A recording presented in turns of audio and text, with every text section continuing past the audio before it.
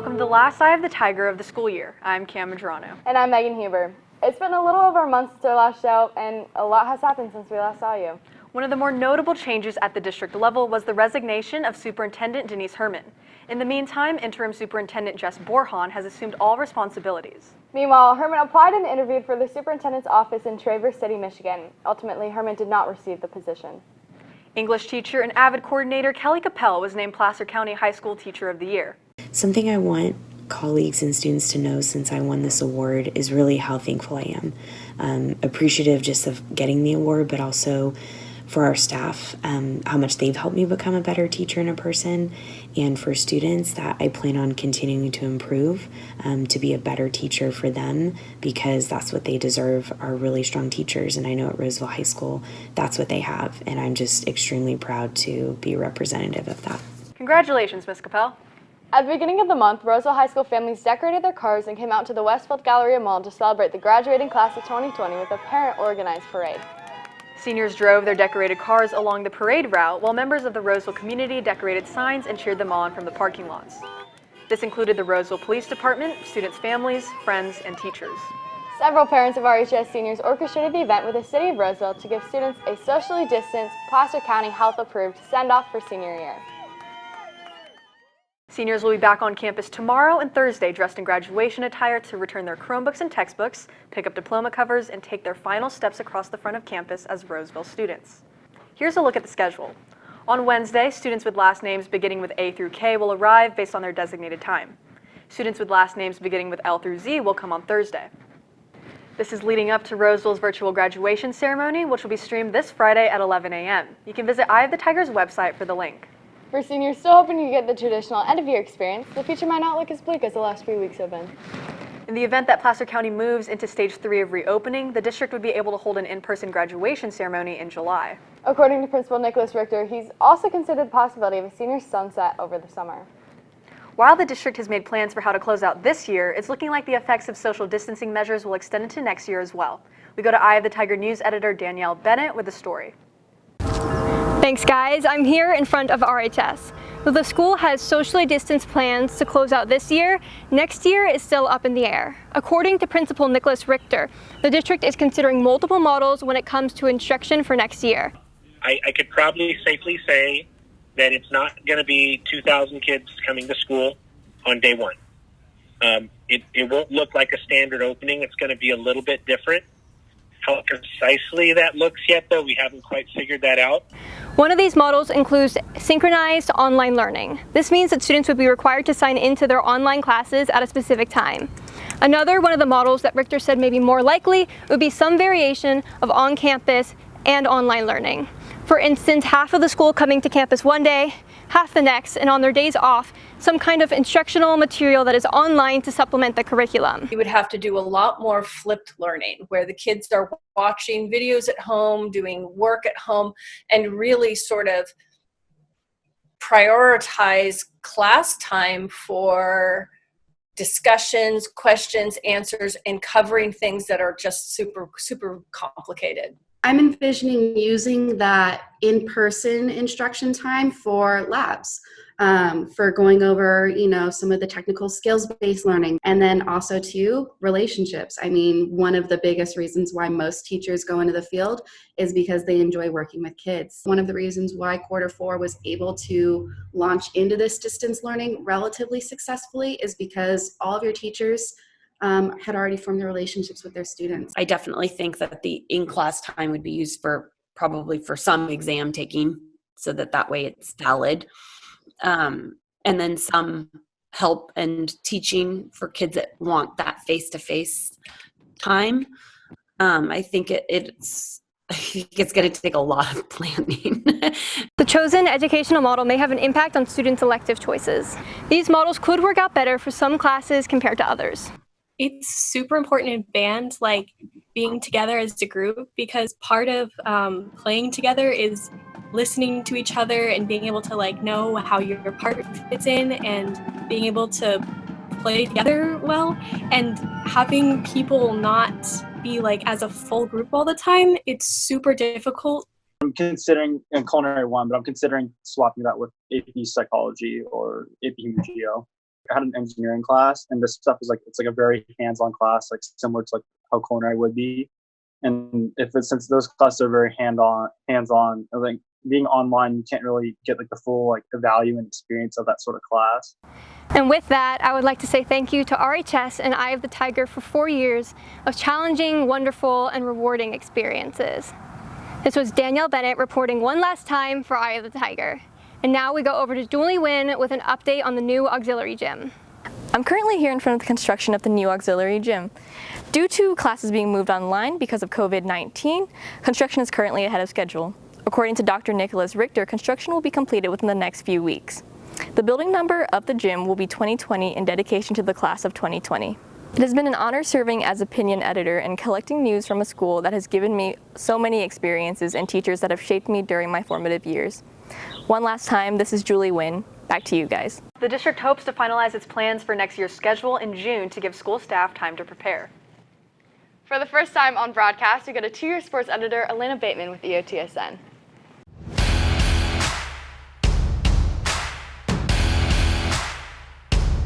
Good morning and welcome to this Tuesday's edition of EOTSN. I'm Elena Bateman. This year, the senior class has 15 athletes continuing to play their sport at the collegiate level. Catcher Landon Wallace is committed to play baseball at the University of Nevada, Reno. Wallace transferred to Roseville his sophomore year from Whitney High School.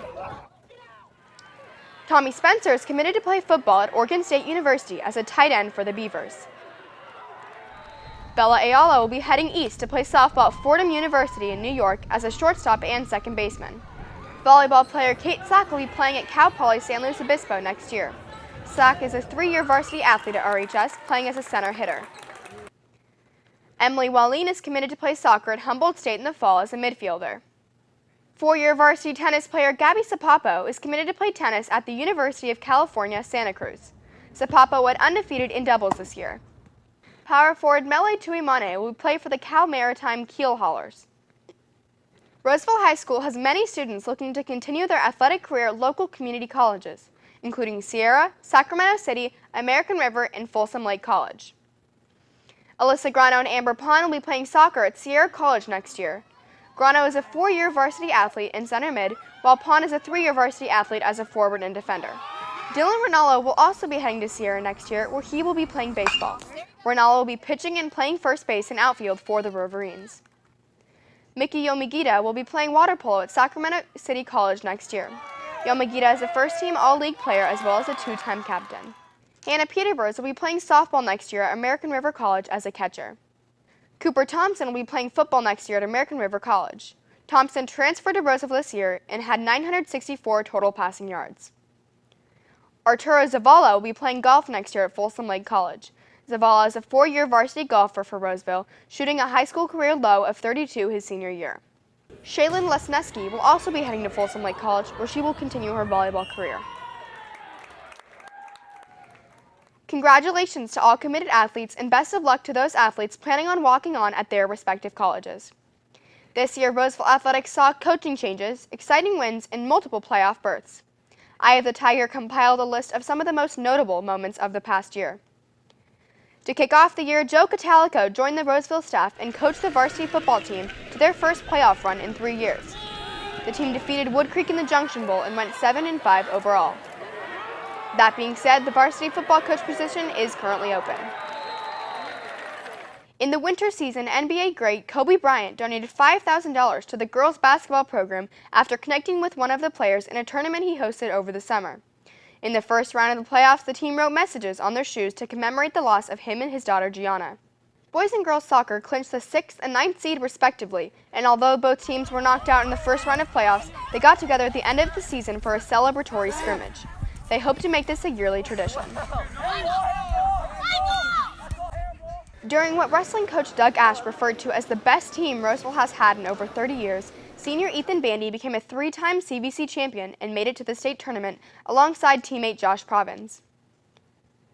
Before their spring season was cut short, softball defeated reigning Sac Joaquin Section D1 champions Whitney Wildcats 8-2. The team was undefeated and on track to clinch league and secure another banner for RHS. This year, Roseville High School counted for 45 first-team All-League athletes, only from the fall and winter seasons. To finish off the year, 5 athletes were selected to play in the Optimus game of their respective sports. Landon Wallace was selected for baseball, Emily Wright and Bella Ayala for softball, and Ashton Smith and Mitch Lawrence for boys volleyball. Although the game cannot be played, the athletes received a certificate of recognition. Because senior spring sport athletes could not finish out their final season with RHS, Eye of the Tigers' Bella Ayala compiled a comprehensive story featuring each of the departing seniors. Visit eyeofthetigernews.com or EOT Sports on Twitter for the full story. As Eye of the Tiger sports editor, I would like to thank each and every one of the viewers for tuning into the show every Tuesday and Friday. It's been a pleasure to bring you updates on Roseville athletics and sports. I'd also like to thank the other editors, along with our advisor, Mr. Ritter, for making the past 4 years in the Eye of the Tiger program so exciting and fun. From my first day in the class freshman year to today, I've had the honor to work alongside the most hardworking and dedicated students. Joining Eye of the Tiger has been the best choice I've ever made. Thank you. And that's all on your home for Roseville High School sports, top plays, breakdowns, and more. Eye of the Tiger Sports Network, EOTSN. And now we go over to entertainment. Thanks, Elena. Coronavirus has impacted everyone in so many unique ways, but the ripple effect COVID has caused in the film industry is enough to last a lifetime. Although movie theaters have been completely shut down, some studios have opted to release their movies on the original release date. The access to these movies, however, vary from studio to studio. Disney released the Onward straight to Disney+, while Universal Pictures allowed viewers to rent Trolls World Tour for $20 with 48 hours of availability. Universal was one of the first to take the leap and charge slightly more than the usual price of a movie ticket for an at-home release, and to be honest, it kind of paid off. They made over $100 million and were able to take more money than they would have if it opened in theaters. Other studios followed in Universal's steps after this initial success. That's where the question comes in. How important is the localized consumption of film? For avid moviegoers and theater owners, it's very important for big movies to be released in theaters. It's hard for them to imagine not going inside to watch a blockbuster film for the first time. Especially when looking at history, movie theaters play a major role in the success of a film. For the studios, though, the middleman of theaters is starting to look insignificant. When a movie is released in theaters, the profit is usually split 40-60. 40% stays at the theaters while the studio takes the other 60%. However, with this new method of renting blockbusters, studios can take almost 100% of the money made on the movie. During the past 2 months, local theaters have been shut down. That's 2 months of empty seats, 2 months worth of movies gone, 2 months of no concession sales, 2 months of no money. While local theaters are struggling to stay alive for the reopening of society, big movie studios are living their best life, collecting more money than ever. However, there may still be hope for some select theaters. Take, for example, a movie like Avengers Endgame. The success of Endgame was partially due to the experience of filling up a movie theater with strangers and watching the closing chapter of a major franchise.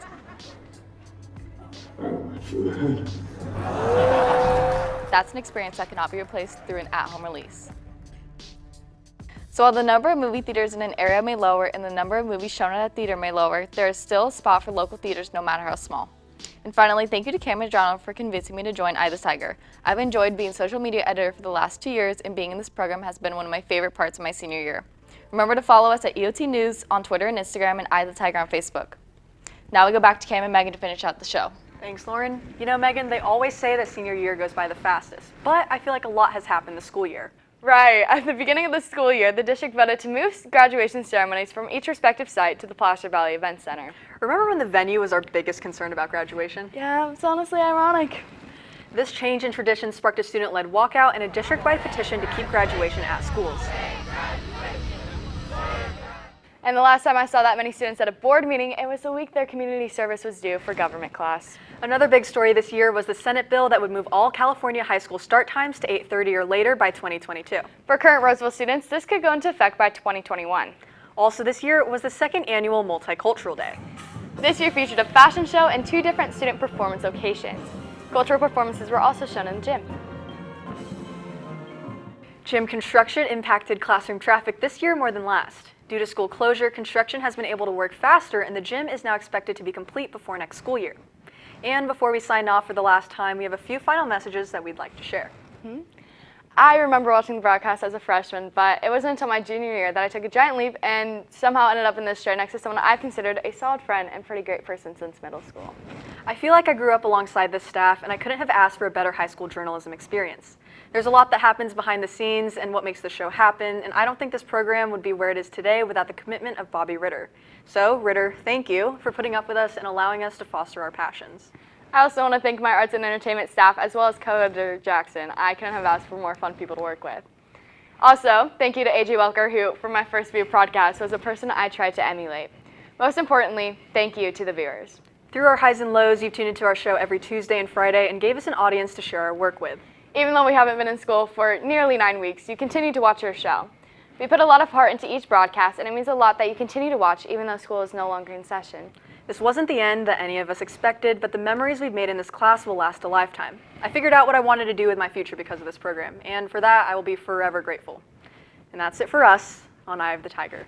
Congratulations to the graduating seniors. We wish you an incredible summer, and remember, once a tiger, always a tiger.